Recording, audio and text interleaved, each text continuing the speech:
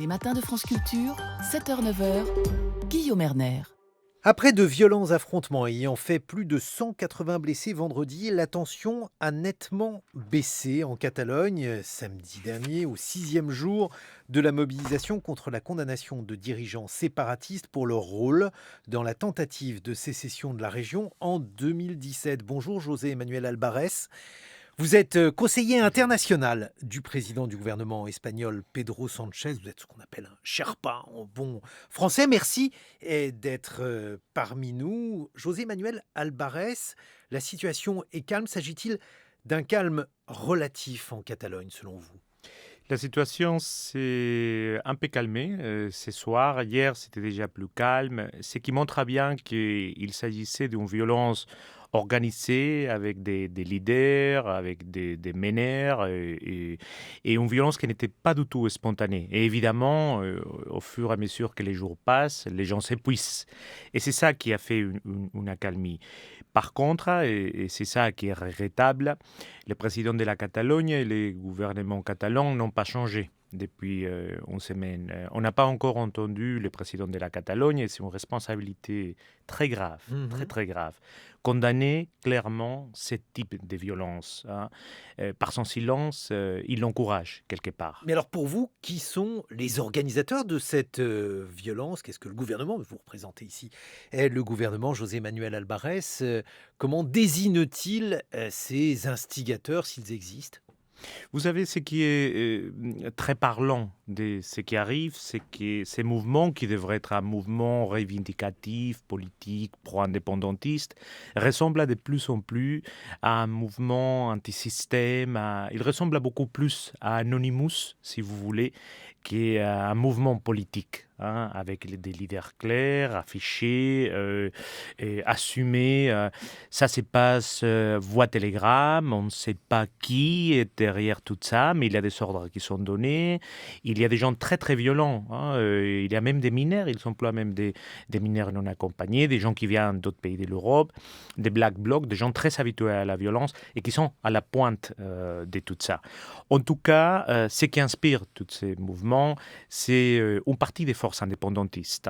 Ça, c'est très, très important aussi à savoir. Cette semaine, ce qu'on a vu, c'est les fronts indépendantistes, c'est divisé en deux. Il y a des gens qui ne sont pas du tout, qui ne sont pas du tout confortables avec la situation. Mais ça fait déjà des années que les mouvements, une partie des mouvements indépendantistes, encouragent ce type d'affrontement qui va même à la violence. Apparemment, il y a une sympathie pour un mouvement qu'on connaît bien en France, celui des Gilets jaunes. Ce sont vos Gilets jaunes, José Manuel Albarès, avec une dimension qui est là, une dimension indépendantiste. C'est des mouvements, ça n'a rien à voir finalement. C'est là où ça se rejoint, ça peut être dans les faits qu'il existe à l'intérieur de ces mouvements des gens très très violents, extrêmement violents, que ce qu'ils cherchent, c'est l'affrontement avec la police. Quand vous voyez les chiffres, il y a plus de 300 policiers blessés. Ça vous donne une idée de la violence des gens qui sont parmi ceux qui s'appellent les manifestants. Et il faut clarifier une chose, il n'y a aucun problème en Espagne avec les droits des manifestants. Toutes les semaines, il y a des gens qui se manifestent. Il n'y a aucun problème que les indépendantistes se manifestent. Ce n'est pas quelque chose de nouveau. Ça remonte au début de notre démocratie, à la fin de la dictature. Des forces indépendantistes ont été au Parlement de Madrid, au Parlement de la Catalogne. Elles se sont manifestées.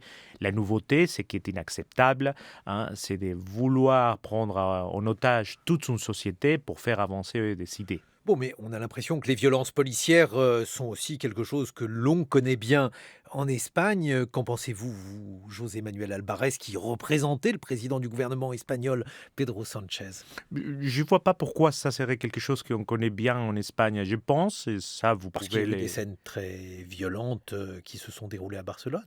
Ils se sont déroulés avec totalement une proportionnalité par rapport à la force qui était employée. Vous savez, les policiers qui étaient là, d'ailleurs, c'était des policiers catalans.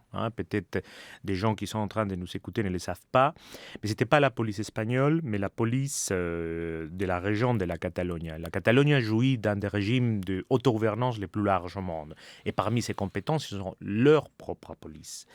Ces gens-là ont reçu des boulons d'acier, d'acide, des projectiles avec des acides. Alors, c'était très, très violent. Et ils ont dû répondre avec proportionnalité. Si quelqu'un connaît un agissement d'un agent de police ou de plusieurs agents de police qui ont agissé avec brutalité par le plaisir de les faire, ils n'ont qu'à les signaler et les magistrats espagnols prendront bien compte de cela. Aucune brutalité sera tolérée par le gouvernement espagnol. Bon, ça c'est un discours là aussi qui nous fait penser au discours de notre gouvernement ici en France, José Manuel Albares.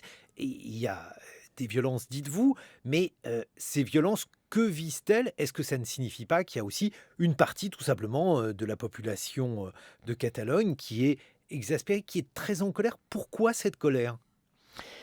Il y a surtout des leaders indépendantistes qui, depuis des années, ils ne pensent qu'il n'y a que des bons Catalans, que les Catalans qui sont en faveur de l'indépendance. Et qu'au lieu de gouverner comme il se doit pour toute une société, ils ne regardent, on ne peut même pas parler de gouverner. Ça fait déjà des mois et des mois que les parlements catalans ne votent pas des lois, il n'y a pas de décret de gouvernement, il n'y a pas de travaux publics. C'est un gouvernement qui ne gouverne pas. Qui est Pourquoi? complètement... Pourquoi ne gouvernent-ils pas? Parce qu'ils sont centrés sur la chimère de l'indépendance et ça demande une telle énergie que finalement les hôpitaux, la sécurité sociale, les écoles publiques, tout ça, c'est petites choses par rapport à l'indépendance. Alors, à un moment donné, à force de ne pas regarder que vers une minorité, une grosse minorité, je les reconnais volontiers, il n'y a aucun problème à nouveau avec les idées indépendantistes, ils ont toujours été là, ils sont des députés à l'Assemblée de Madrid, ils sont des députés à l'Assemblée de la Catalogne, ils ont oublié de quel était leur devoir, qu'est-ce que les citoyens attendaient d'eux, et ils ont lancé les gens de la rue vers une chimère qui mène vers la frustration. Et il y a eu cette sentence qui a été décidée par la Cour suprême espagnole, pas par le gouvernement espagnol, pas par des gens dans son chambre à cacher. Les procès étaient très longs, il a été retransmis en direct, le monde entier a pu le voir. C'est très rare qu'un procès soit retransmis en direct. Toutes les preuves qu'on voulu ont été versées au dossier.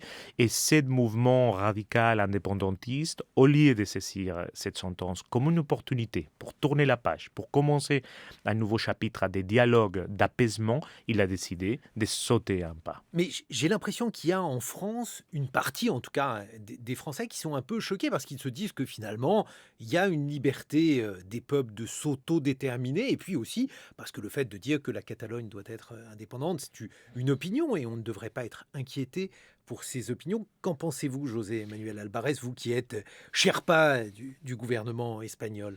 Mais personne n'est inquiet en Espagne pour l'idée d'indépendance. Moi, je la rejette complètement. Carlos Puigdemont, par exemple, n'est pas véritablement le bienvenu en Espagne. Il est le bienvenu quand il veut. Il a fui l'Espagne. Il a peut-être ses raisons d'avoir fui. Écoutez, si on est accusé de quelque chose, le plus normal, si demain on m'accuse de quelque chose, je me présente devant le tribunal. C'est le système, l'état de droit, la démocratie fonctionne comme ça. Mais le président de la Catalogne est une figure complètement en faveur de l'indépendance, autant que Carles Puigdemont. Il est le président de la Catalogne, rappelons-le. Il n'est pas du tout inquiété. Les députés qui siègent à Madrid et qui sont en faveur de l'indépendance de la Catalogne, ils s'expriment tous les jours. Alors, qu'est-ce qu'il a fait, Carlos Puigdemont, pour devoir être en fuite? Parce qu'apparemment, il n'a pas l'air d'être serein sur son sort s'il rentrait en Espagne. Bon, c'est pas à moi de juger cela, c'est aux magistrats. Et les magistrats ont considéré qu'il aurait pu, il n'a pas encore pu être jugé parce qu'il a fui l'Espagne, il aurait pu commettre des délits qui sont dans le code pénal.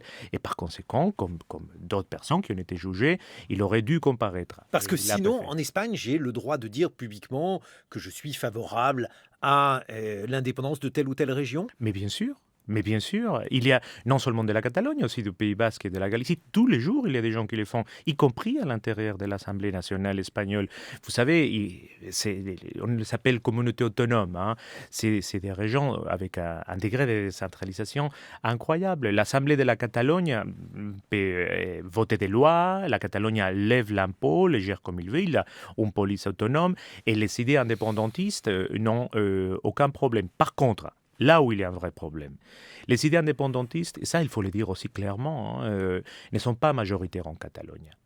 Ils sont minoritaires et ils l'ont toujours été. C'est une grosse minorité. Mais il ne faut pas oublier que les dernières élections en Catalogne, les partis qui est arrivé en tête, c'est un parti qui s'appelle Ciudadanos, qui est les partis les plus clairement, contrairement à l'indépendance. Et ils n'ont jamais atteint, ils n'ont même pas approché les 50%. Alors il faut... Excusez-moi, je vous ai... Oui, juste pour finir, en ces moments, le président de la Catalogne, qui se considère seulement le président des indépendantistes, veut parler au nom de la Catalogne. Et ça, c'est probablement les gros malentendus en dehors de l'Espagne. Il ne représente pas la Catalogne s'il ne parle qu'au nom des indépendantistes. Il représente les indépendantistes, par conséquent, une minorité, une grosse minorité. Oui, mais une minorité.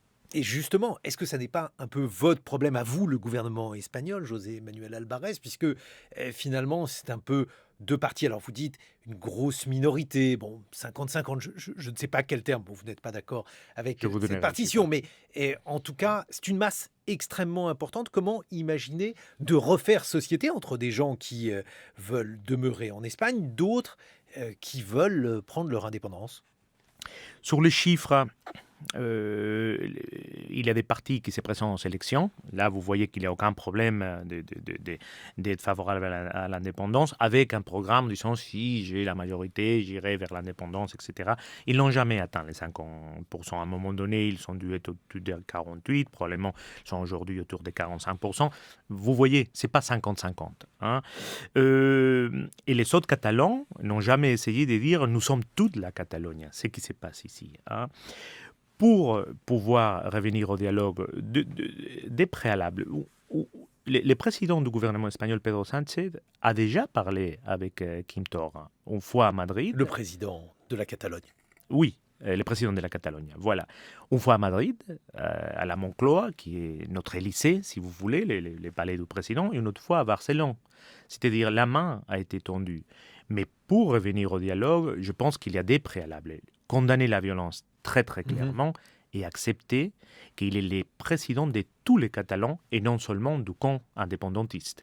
Tant que ça, qui est un minimum, n'est pas là, on est plus proche de l'activisme que de la politique. Vous avez des législatives le 10 novembre prochain. Ça complique encore les choses, José Manuel Albares.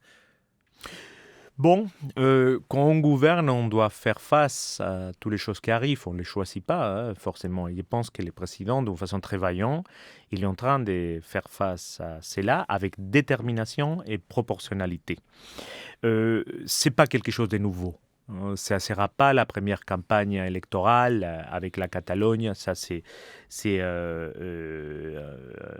quelque chose qui a toujours été dans les paysages politiques. De quelle façon cela influencera, j'en sais rien. Ce que je peux vous assurer, c'est que le président du gouvernement espagnol, Pedro Sánchez, il n'a pas ça en tête. Ce qu'il a en tête, c'est d'essayer de retrouver la coexistence entre les Catalans. Vous savez, laissez-moi expliquer une chose. On parle beaucoup d'indépendance, mais pour les gens qui nous écoutent, les problèmes en Catalogne aujourd'hui, ce n'est pas l'indépendance. L'indépendance n'est pas en jeu parce qu'il n'y a pas une majorité. Les vrais problèmes, et on n'est pas ici, on ne parle pas d'une lointaine région, d'un endroit où l'état de droit n'a vraiment les Français sont très on familiers de la Catalogne. On est en Europe. On est à l'intérieur de l'Union européenne. Et ce qui est en jeu, c'est la coexistence, les vivre ensemble. Si on peut avoir en Catalogne une société plurielle, où les gens peuvent exprimer en liberté, et je parle ici des Catalans qui ne sont pas indépendantistes, leurs pensées, sans s'être inquiétés. Vous pensez que ça n'est pas le cas ? Il y a des endroits, dans des petits villages, où ça devient très très compliqué. Sortir un drapeau espagnol devient très très compliqué. Et on sent cette pression sociale. Et si on n'est pas indépendantiste, c'est la mort sociale. Et on voit bien comment les gouvernements catalans d'aujourd'hui ne considèrent des bons Catalans que les Catalans indépendantistes. Mais comment expliquez-vous cela ? Parce que, encore une fois, les individus ne sont pas irrationnels. S'ils veulent cette indépendance, c'est qu'ils ont leur raison. José Manuel Albares, une population importante, 8 millions de personnes. Cette région, elle pourrait être indépendante, ça tiendrait la route. Qu'est-ce qu'ils reprochent au pouvoir central ? Parce qu'ils ont bien des motifs de mécontentement. Écoutez, l'Île-de-France pourrait être indépendant encore plus que la Catalogne si c'était une question des PIB. Mais hein, je n'ai pas l'impression que les Parisiens mais je le veux dire, souhaitent. Peut-être qu'il y a des Français qui aimeraient se séparer des Parisiens. Ici, vous savez, tout est une question de vouloir des gens. hein. Et à nouveau, on ne peut pas permettre à qu'une minorité impose ses idées à une majorité. Non, ça, on le comprend bien, José Manuel Albarès. Mais sur les raisons, Les raisons, il faudrait que vous parliez avec les indépendantistes catalans pour voir quelles sont, d'après, leurs raisons de fond. eux déplorent, par exemple, le manque d'autonomie. Eux pour moi- déplorent une culture qui est écrasée. Juste un instant. Une culture écrasée, c'est absurde. À nouveau, peut-être les gens qui sont en train de nous écouter, ils ne le savent pas. Il y a des télévisions au pluriel où toute la programmation est en catalan. Les catalans sont répandus partout dans les écoles publiques catalans. Ils ont un gouvernement qu'ils s'élisent eux-mêmes, avec un régime parlementaire, avec des députés qui, comme je vous disais, peuvent passer des lois. Les gouvernements peuvent signer des décrets. Ils collectent l'impôt. Ils sont leur propre police. Je défierais quiconque à trouver au monde des exemples, peut-être le Québec, mais je n'ai pas d'autre en tête, qui a un régime encore plus décentralisé et avec l'autogouvernance. Et je pense que la situation actuelle de la Catalogne a beaucoup à voir aussi avec ce qui a été la déliquescence des partis indépendantistes, où à un moment donné, il y a eu des affaires de corruption qui sont arrivées. Et les gens préféraient garder Agère et faire voir les gens vers la chimère de l'indépendance au lieu de gouverner et de faire face à ses responsabilités. Bon, mais il y a aussi une histoire de la Catalogne dans la résistance contre le franquisme, avec le statut particulier. Comme beaucoup d'Espagnols, non seulement des Catalans. C'est-à-dire, vous considérez que là aussi, il y a une légende qui a été construite au sujet de la Catalogne dans sa résistance contre le franquisme, dans son rôle pendant la guerre d'Espagne? Que je sache, la Catalogne n'a pas résisté beaucoup plus que les Madrilènes, les Andalus. Vous savez, le franquisme a été quelque chose qui était partout en Je Espagne. parle de la guerre d'Espagne, des premiers moments, et de la résistance particulière à Barcelone. La ville qui a vraiment résisté pendant 3 ans au Franco, ça a été Madrid, pas Barcelone. Alors, si on veut vraiment situer les choses dans les faits, mais il ne faut pas se remonter si lointain. C'est le gouvernement espagnol, le gouvernement de Pedro Sánchez, qui cette semaine va sortir Franco del Valle de los Caídos. Alors, franchement, cette idée, c'est même pas romantique, c'est simplement fausse. Qu'est-ce que peut faire ce gouvernement qui n'a pas beaucoup de temps, votre gouvernement, José Manuel Albarès? Il y a donc les législatives le 10 novembre pour faire baisser la pression. Alors aujourd'hui, le calme semble être en partie revenu en Catalogne. Il y a une partie revenue en Catalogne, mais je ne suis pas sûr que de la tête du président de la Catalogne et du gouvernement catalan, les calmes soient revenus. Et c'est ça le problème. C'est ça le problème. Il faut que le gouvernement catalan gouverne pour tous les Catalans, qu'il accepte qu'ils ne sont pas majoritaires et qu'ils ne sont pas là comme des activistes pour seulement faire avancer un camp, mais qu'ils sont là pour tout le monde. Et après, on attend cette condamnation de la violence. Ça, c'est très, très important. On ne peut pas être président d'un gouvernement sans condamner la violence dans son propre région. Merci beaucoup, José Manuel Albarès, d'avoir été en notre compagnie. Je rappelle que vous êtes le conseiller international, le Sherpa, comme on dit, du chef du gouvernement espagnol, Pedro Sánchez. Dans quelques instants, on va évoquer des cartes de géographie. Dans quelle mesure les cartes de géographie permettent de mieux comprendre l'histoire et l'actualité en marche?